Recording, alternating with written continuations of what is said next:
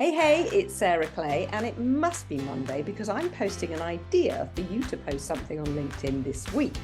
This will ensure that you have at least one post a week.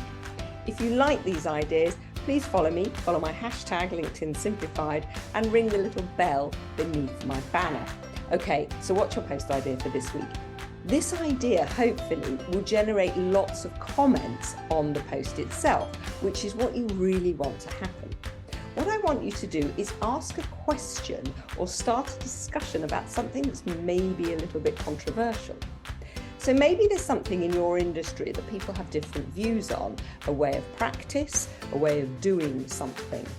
If you ask people what their view is, then hopefully you'll generate a really healthy discussion on that post. You don't even have to say what your views are.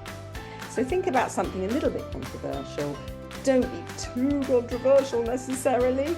We don't have to have a fight, but try to generate a discussion in the comments below your post. I'm Sarah Clay.